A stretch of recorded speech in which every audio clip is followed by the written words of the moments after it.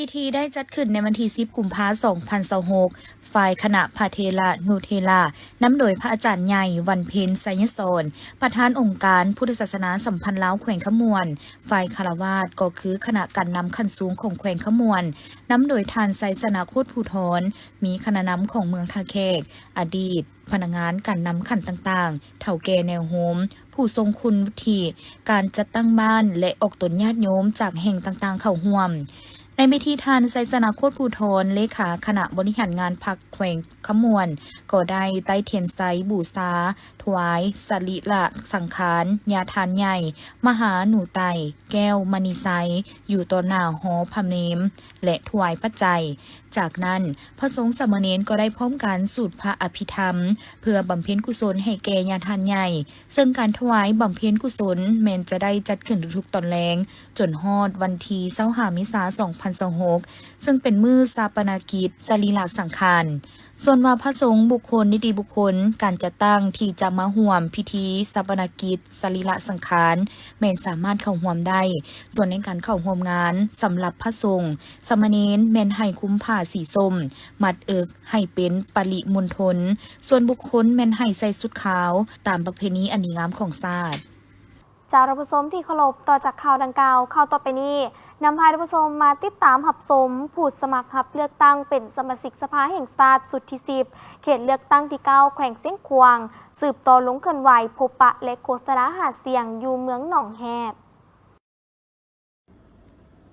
ในวันที่ 11 กุมภาพันธ์ 2026 บรรดาผู้สมัครรับเลือกตั้งเป็นสมาชิกสภาแห่งชาติสสสสุดที่10เขตเลือกตั้งที่9แขวงเส้นขวางได้สืบต่อลงเคลื่อนไหวแนะนำโตพบปะและโฆษณาหาเสียงอยู่เมืองหนองแฮดซึ่งการลงเคลื่อนไหวอยู่หนองแฮดครั้งนี้ประกอบมี2จุดคือ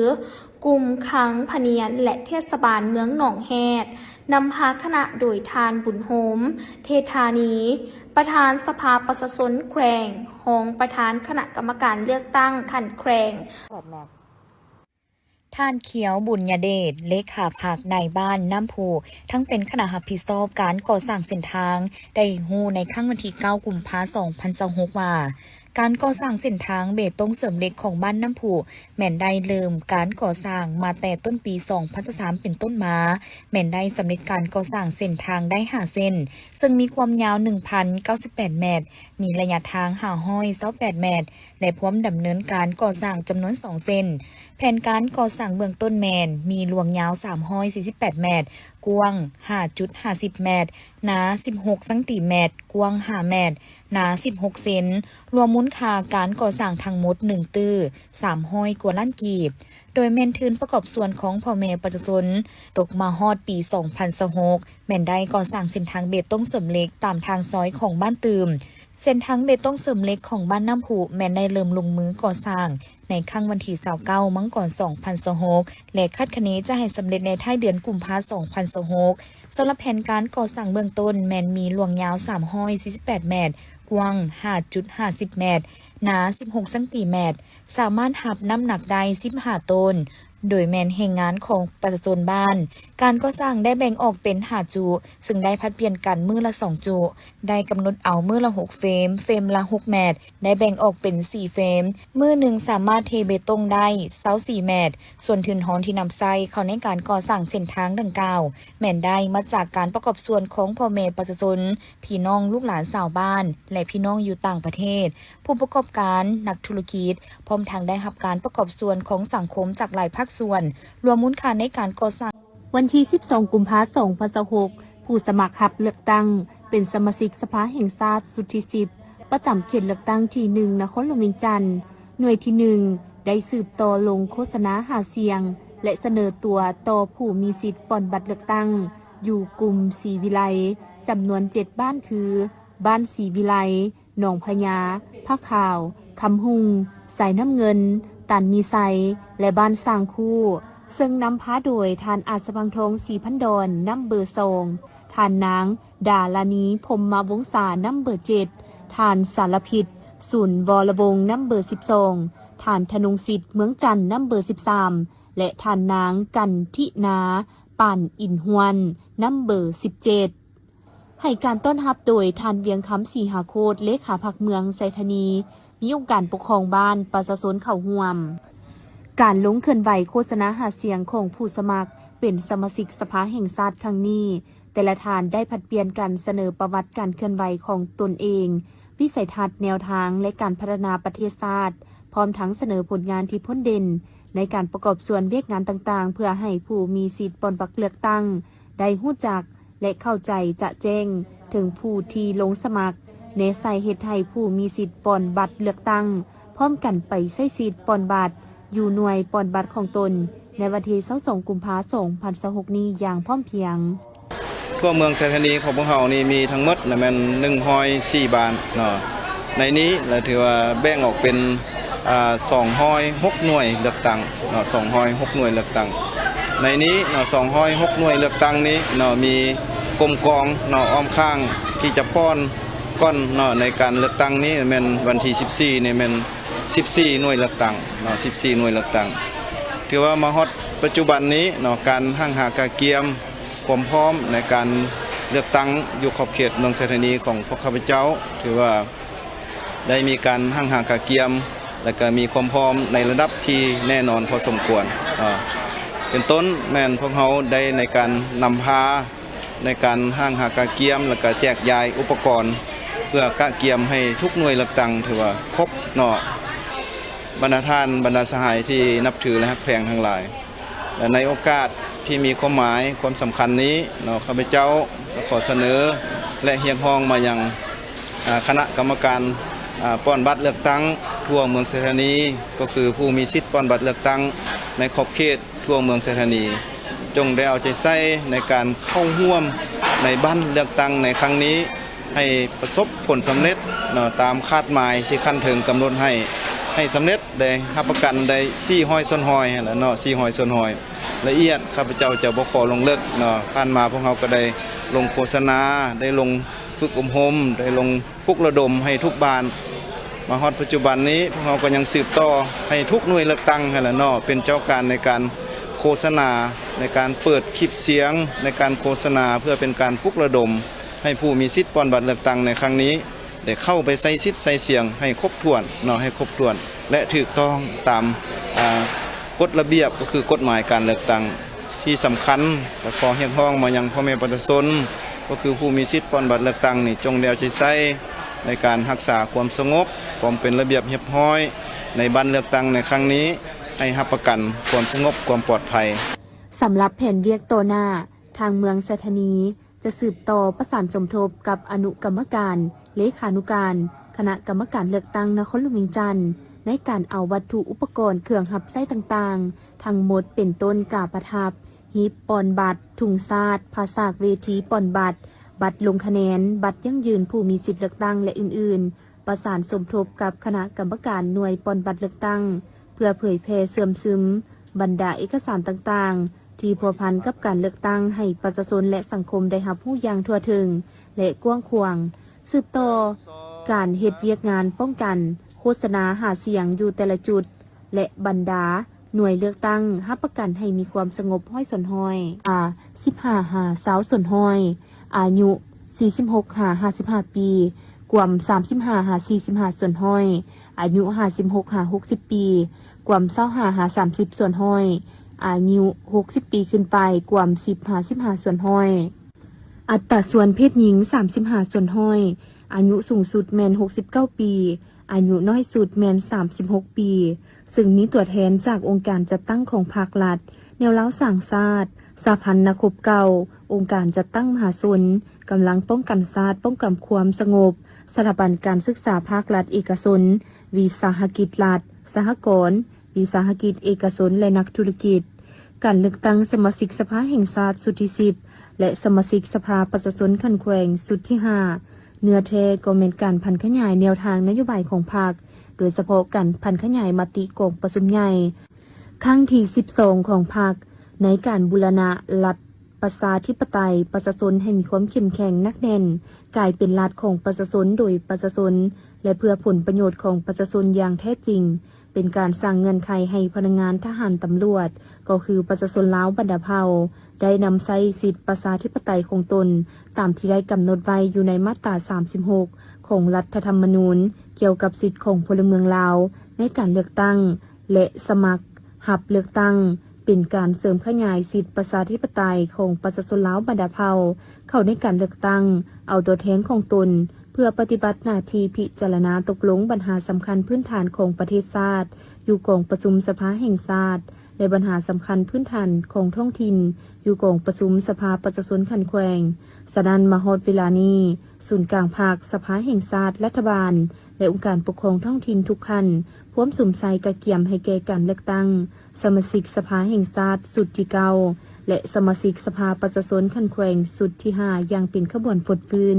ให้เกียรติเป็นประธานโดยทานเสริมไซกรมสิทธิ์รองนายกรัฐมนตรี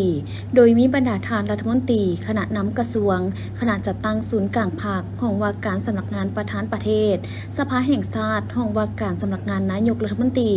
ผู้ต่างหน้าภาครัฐและภาคธุรกิจเข้าร่วมทานเสริมไซกรมสิทธิ์ได้กล่าวว่ากล่องประชุมครั้งนี้แม้นเพื่อเปิดเวทีปรึกษาหารือและระดมความคิดต่อกับการปรับปรุงสภาการค้า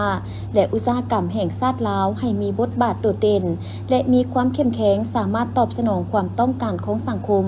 โดยเฉพาะภาคธุรกิจและให้สอดคล้องตามนโยบายของพรรคและรัฐโดยเฉพาะการปรับปรุงดำรัสว่าด้วยการจัดตั้งและการเคลื่อนไหวของสภาการค้าและอุตสาหกรรมแห่งชาติลาวฉบับเลขที่237/นย.ลงวันที่18 พฤษภาคม 2020เพื่อกำหนดที่ตั้งพระบทบาทสิทธิหน้าที่ให้ชัดเจนเป็นที่รับรู้และมีความเป็นเอกภาพทางภาครัฐและภาคธุรกิจต่อกับสภาการค้าและอุตสาหกรรมแห่งชาติลาวเพื่อรับประกันให้การจัดตั้งปฏิบัติเวียกงานให้ประสบผลสำเร็จตามเป้าหมายและมีความสอดคล้องกับแนวทางนโยบายการพัฒนาเศรษฐกิจสังคมของประเทศชาติในแต่ละระยะพร้อมทั้งได้ยกให้เห็นการเปลี่ยนแปลงของสภาพภาวะวิสัยที่เรียกร้องให้มีการทบทวนคืนของบทบาทของสภาการค้าและอุตสาหกรรมแห่งชาติลาวและมีความจำเป็นในการปรับปรุงสภาการค้าและอุตสาหกรรมแห่งชาติลาวโดยเฉพาะการกำหนดที่ตั้งและพระบทบาทของสภาการค้าให้เป็นที่ยอมรับมีความเป็นเอกภาพกันทางภาครัฐและภาคธุรกิจเพื่อเป็นกำลังแห่งหนึ่งที่สำคัญต่อการขับเคลื่อนยุทธศาสตร์และแผนพัฒนาเศรษฐกิจสังคมของประเทศชาติภายในกล่องประชุมได้มีการรับฟังการจัดตั้งและการเคลื่อนไหวของสภาการค้าและอุตสาหกรรมแห่งชาติลาวในระยะผ่านมาการเสนอปรับปรุงดำรัส237/นย.และพร้อมกันนั้นก็ได้รับฟังความเห็นจากทางภาครัฐรัฐวิสาหกิจธุรกิจเอกชนต่อการปรับปรุงสภาการค้าและอุตสาหกรรมแห่งชาติลาวโดยเน้นใส่5หัวข้อสำคัญคือการกำหนดที่ตั้งและพระบทบาทปรึกษาหารือเกี่ยวกับการยกระดับสภาการค้าและอุตสาหกรรมแห่งชาติลาวให้เป็นองค์การจัดตั้งสูงสุดของภาคธุรกิจเฮ็ดหน้าที่เป็นขวต่อที่เข้มแข็งระหว่างภาครัฐและภาคธุรกิจการขยายหน้าที่และขอบเขตสิทธิในการกำหนดขอบเขตสิทธิและหน้าที่ของสภาการค้าและอุตสาหกรรมแห่งชาติลาวเพื่อสร้างความเข้มแข็งให้องค์การจัดตั้งสภาการค้าและอุตสาหกรรมแห่งชาติลาวมีบทบาทสูงขึ้นในสังคมและสามารถปรับตัวให้ทันกับการเปลี่ยนแปลงของเศรษฐกิจโลกกลไกด้านสมาชิกค้นคว้าความเหมาะสมในการกำหนดให้หัวหน่วยธุรกิจขนาดใหญ่เข้าเป็นสมาชิกแบบขอบบังคับและการสร้างมาตรการจูงใจให้จุลวิสาหกิจขนาดน้อยและกลาง MSMEs เข้าร่วมอย่างกว้างขวางการคุ้มครองสมาคมเศรษฐกิจปรึกษาหารือการนำเอาสมาคมเศรษฐกิจต่างๆให้มาเคลื่อนไหวภายใต้การคุ้มครองของสภาการค้าและอุตสาหกรรมแห่งชาติลาวเพื่อเป็นเอกภาพในการชี้นำพาการกำหนดองค์การคุ้มครองสภาการค้าและอุตสาหกรรมแห่งชาติลาวเพื่อซอกหารูปแบบการคุ้มครองที่เหมาะสมเฮ็ดให้การบริหารงานมีความโปร่งใสคล่องตัวและมีประสิทธิผลสูงกรรมการการเลือกตั้งนครหลวงวิจันทร์ได้ให้สัมภาษณ์ต่อสื่อมวลชนในวันที่12 กุมภาพันธ์ 2026นี้ว่ามาฮอดปัจจุบันการแก้เกียมความพร้อมให้แก่การเลือกตั้งสมาชิกสภาแห่งชาติสุดที่10และสมาชิกสภาประชาชนนครหลวงวิจันทร์สุดที่5ได้สำเร็จการแต่งตั้งอนุกรรมการคันนครหลวงวิจันทร์และอนุกรรมการส่วยเวียกต่างๆได้สั่งรวมสถิติจำนวนผู้มีสิทธิ์เลือกตั้งและหน่วยปลอดบัตรพร้อมกันนี้บรรดาผู้สมัครเลือกตั้งเป็นสมาชิกสภาแห่งชาติ และสมาชิกสภาประชาชนนครหลวงจันทน์แม่นพวมกำลังโฆษณาหาเสียงต่อผู้มีสิทธิ์ปลดบัตรเลือกตั้งอยู่ขั้นกระทรวงองค์การและบรรดาเมืองต่างๆส่วนว่าการโฆษณาหาเสียงนี้ก็ถือว่าของสมาชิกสภาแห่งชาติสุทธิสิทธิ์ก็คือสภาผู้ชนนครหลวงจันทน์ของเรานี่คือว่าได้เริ่มเปิดกระบวนการนับตั้งที่6เดือนกุมภาพันธ์อยู่หอประชุมแห่งชาติซึ่งได้เปิดตัวทั้งหมด25ท่านที่เป็นผู้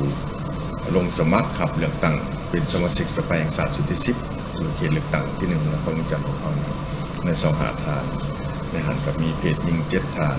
ที่ตั้งหน้าจากกระทรวงแผนงการรวมทั้งนครหลวงจันทน์ของเราในการหลากหลายซึ่งเป็นตัวแทนทั้งเพจแน่ทั้งเผ่าแน่ทั้งรุ่นรุ่นกลางกับรุ่นอาวุโสอันนี้มันล้วนแล้วจะได้ผ่านการขั้นตอนการอนุมัติจากคณะประจำสภาแห่งชาติปัจจุบันนี้แผนการโฆษณา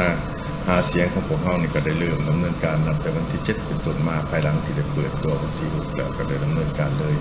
ซึ่งในนครหลวงจันทน์พวกเราก็ได้แบ่งกันเป็น5หน่วยเมื่อ1หาทานในการลง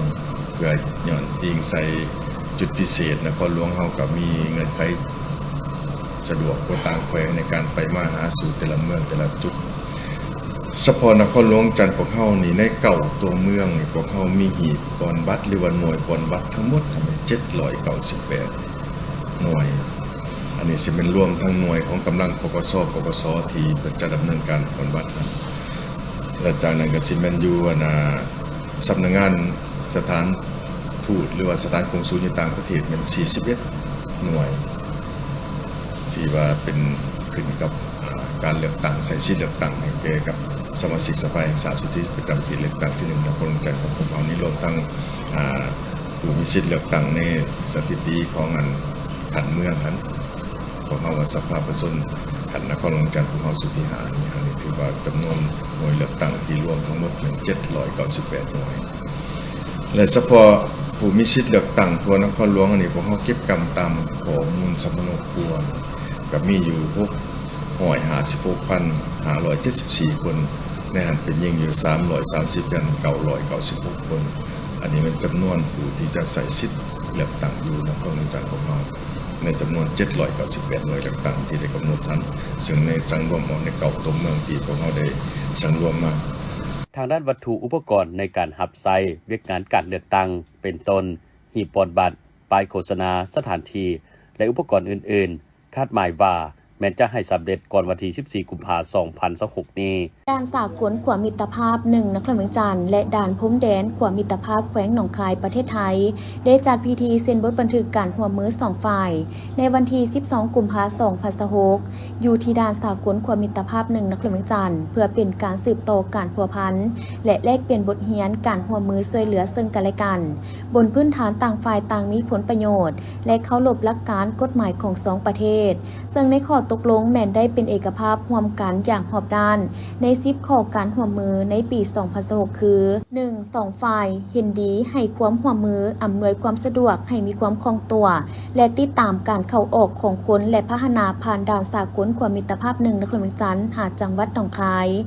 2. ฝ่ายจะเพิ่มทวีการติดตามกวดกาแลกเปลี่ยนให้ข้อมูลข่าวสารที่เห็นว่าจะเป็นประโยชน์ซึ่งกันและกันที่เกี่ยวพันกับความสงบปลอดภัย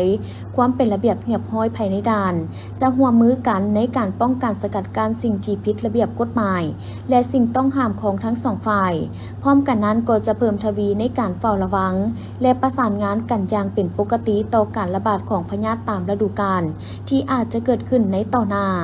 3. 2 ฝ่ายจะอำนวยความสะดวกและติดตามการเข้าออกในการขนส่งสินค้าผ่านแดนโดยให้สอดคล้องกับระเบียบหลักการของทั้ง2ฝ่ายในนี้การดำเนินการเอกสารทั้งหมดที่เกี่ยวข้องต้องให้สำเร็จโดยไวและสอดคล้องกับระเบียบการปล่อยรถสินค้าเข้าออกด่านของแต่ละฝ่ายต้องปฏิบัติให้สำเร็จก่อนเวลา 11:30 นาทีของแต่ละมื้อ 4. ทั้ง2ฝ่ายเห็นดีอำนวยความสะดวกและติดตามการเดินทางข้ามแดนด้วยพาหนะส่วนตัวพาหนะประเภทรถเมล์รถโดยสารหรือรถประเภทอื่นๆไปตามระเบียบที่ได้กำหนดไว้ในนี้บริษัทท่องเที่ยวสามารถนำใช้รถบัสผ่านเข้าออกด่านได้บนพื้นฐานถูกต้องตามสัญญาอนุสัญญาว่าด้วยการขนส่งทางบกที่รัฐบาลของ2ประเทศวางออกอย่างเข้มงวด บ่อนุญาตให้นักท่องเที่ยวที่ใช้พาหนะประเภทรถจักรที่มีความแรง250ซีซีลงมาแล่นผ่านแดนอนุญาตพาหนะประเภทรถจักรที่มีความแรงแต่251ซีซีขึ้นไปแต่ต้องได้รับการอนุญาตจากภาคส่วนที่เกี่ยวข้องสำหรับพาหนะประเภทรถถีบที่มีคนถีบแม่นบ่ให้ถีบข้ามขัวยกเว้นกรณีใส่รถเมล์รถกระบะและรถตู้ที่สามารถบรรทุกได้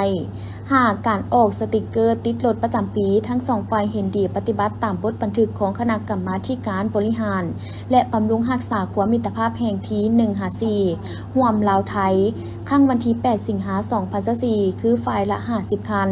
โดยแม่นทั้งสองฝ่ายพัดเปลี่ยนกันพิมพ์แต่ละปีและเซ็นร่วมกันระหว่างหัวหน้าคณะคุ้มครองด่านสากลความมิตรภาพ1นครหลวงจันทร์และผู้อำนวยการแขวงทางหลวงหนองคายจังหวัดหนองคายนอกนี้ยังมีการร่วมมือด้านอื่นๆตื่มอีกเป็นอย่างดีนับตั้งแต่วันที่10กุมภาพันธ์2026ผู้ที่รับสมัครเลือกตั้งเป็นสมาชิกสภาประชาชนนครหลวงวิงจันทร์สุดที่5เขตเมืองหาดทรายฟองนครหลวงวิงจันทร์มีทั้งหมด7ท่านที่ได้เริ่มปฏิบัติหน้าที่ร่วมกันเคลื่อนไหวโฆษณาหาเสียงนำผู้มีสิทธิ์เลือกตั้งอยู่บรรดาบ้านและสถานที่ต่างๆแม้ได้พบปะแลกเปลี่ยนและแนะนำเสนอสื่อเสียงของตนเองประวัติการเคลื่อนไหววุฒิการศึกษาผลงานแนวทางนโยบายต่อผู้มีสิทธิ์เลือกตั้งรวมทั้งการเสนอวิสัยทัศน์ของแต่ละท่านซึ่งในนั้นก็ได้เฮ็ดให้บรรยากาศในการลงหาเสียงของผู้รับสมัครเลือกตั้งอยู่เมืองหาดทรายฟองในครั้งนี้แม้นเต็มไปด้วยสีสันภาพบรรยากาศที่มีความคึกคืนและมีความหมายความสำคัญเป็นอย่างดีเพราะได้รับการต้อนรับจากบรรดาการจัดตั้งบ้านและพ่อแม่ประชาชนที่ได้ให้การร่วมมือต่อมาในวันที่12กุมภาพันธ์2026คณะผู้ลงสมัครดังกล่าวก็ได้สืบต่อเคลื่อนไหวลงหาเสียงและพบปะกับผู้มีสิทธิ์เลือกตั้งจำนวน8บ้านของกลุ่ม4สารคามในตอนเช้าอยู่ที่วัดบ้านหนองแวงส่วนภาคบ่ายก็ได้สืบต่อพบปะพ่อแม่ประชาชนอีก6บ้านของกลุ่ม4สารคามอยู่ที่วัดบ้านนาไฮซึ่งนำพาโดยท่านคำมูลเตียงทราชเลขาพรรคเมืองหาดทรายฟองผู้ลงสมัครนัมเบอร์1ท่านคำสิงเจียรีเคอร์ของหัวหน้าแผนกการเงินนครหลวงวิงจันทร์ผู้ลงสมัครนัมเบอร์2ท่านนางสร้อยสุดาอินเมืองไซประธานสภาการค้าและอุตสาหกรรมเมืองหาดทรายฟองผู้ลงสมัครนัมเบอร์3ท่านศักดาอาจวาลีของหัวหน้าแผนกยุติธรรมนครหลวงวิงจันทร์ผู้ลงสมัครนัมเบอร์4ท่านสอนประสิทธิ์สุวรรณเมืองประธานแนวเล้าสร้างศาสตร์เมืองหาดทรายฟองผู้ลงสมัครนัมเบอร์5ท่านดร.แสงทิพย์ไสยสารหัวหน้าห้องการสาธารณสุขเมืองหาดทรายฟองผู้ลงสมัครนัมเบอร์6และท่านสายยันแก้วหนูจันทร์หัวหน้าโครงการชลประทานทาพะหนองพงผู้ลงสมัครนัมเบอร์7โดยการต้อนรับจากท่านคำแก้วมหาไซของประธานคณะกรรมการปกครองเมืองหาดทรายฟองพร้อมโดยคณะกรรมการเลือกตั้งขันเมืองการจัดตั้งบ้านและพ่อแม่ประชาชนเข้าร่วมผู้ลงสมัครได้นำเอาแนวทางนโยบายของพรรครัฐและเผยแพร่ระเบียบการปฏิบัติเลือกตั้งให้กับพ่อแม่ประชาชนผู้ที่มีอายุแต่18ปีขึ้นไปให้พร้อมกันออกไปใช้สิทธิ์พันธะของตนให้ครบถ้วนตามระเบียบกฎหมายโดยแน่ใส่เสริมขยายปรับปรุงระบบการเมืองประชาธิปไตยยกสูงบทบาทความตื่นตัวเป็นเจ้าการทางด้านการเมืองแก้วสันติประธานองค์การแนวเล้าต่างชาติแขวงอุดมไซมีบรรดาพนักงานลักแรงตลอดฮอด2กำลังป้องกันชาติป้องกันความสงบนักเรียนนักศึกษาเข้าร่วมเอกสารที่นำมาเผยแพร่ประกอบมีเอกสารโฆษณาหาเสียงทั้งหมด3บทมี19คำถาม19คำตอบและคำแนะนำเพิ่มเติมของคณะกรรมการเลือกตั้งขั้นแขวงที่ได้กำหนดบรรดาจุดประสงค์เป้าหมายเนื่องในการฝึกอบรมให้แก่ผู้มีสิทธิ์เลือกตั้งเป็นสมาชิกสภาแห่งชาติสุดที่10และสมาชิกสภาประชาชนแขวงสุดที่5การจัดตั้งการโฆษณาหาเสียงและการจัดตั้งปฏิบัติเวียกงานในบ้านเลือกตั้งนอกนั้นยังได้มีการนำเสนอประวัติโดยย่อ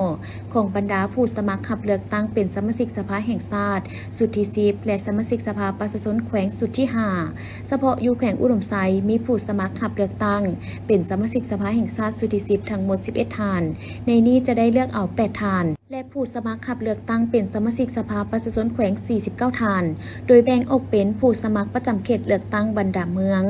ละ7ท่านและจะเลือกเอาเมืองละ5ท่านภายหลังสำเร็จการลงเคลื่อนไหวโฆษณาหาเสียงอยู่บรรดาจุดเป้าหมายยังจะได้มีการปอนบัตรอย่างเป็นทางการในวันที่22กุมภาพันธ์2026นี้ จากท่านผู้ชมในข่าวต่อไปนี้จะพาท่านผู้ชมมาติดตามแผนกกสิกรรมและสิ่งแวดล้อมแขวงสยามบุรีจัดพิธีประกาศปรับปรุงการจัดตั้งและยกย้ายพนักงานหลายตำแหน่งพิธีดังกล่าวได้มีขึ้นที่ห้องประชุมของตนโดยการเป็นประธานของปริญญาเอกสมพันธ์แพงศรีดาหัวหน้าแผนกกสิกรรมและสิ่งแวดล้อมแขวงสยามบุรีมีบรรดาต่างหน้ากรมจัดตั้งต่างหน้าจากคณะจัดตั้งแขวงหัวหน้าห้องหัวหน้าแขนงการกองศูนย์พร้อมด้วยพนักงานราชการภายในเข้าร่วมในเวลาก่อนประชุมผู้เข้าร่วมได้รับฟังการผ่านข้อตกลงว่าด้วยการแต่งตั้งหัวหน้าห้องหัวหน้ากองคุ้มครองป่าสงวนแห่งชาติน้ำปุยแขวงสยามบุรีและรัฐมนตรีกระทรวงเกษตรกรรมและสิ่งแวดล้อมตกลงแต่งตั้งทานจันดีจันทวงศ์ขึ้นเป็นหัวหน้ากองคุ้มครองป่าสงวนแห่งชาติน้ำปุยแขวงสยามบุรี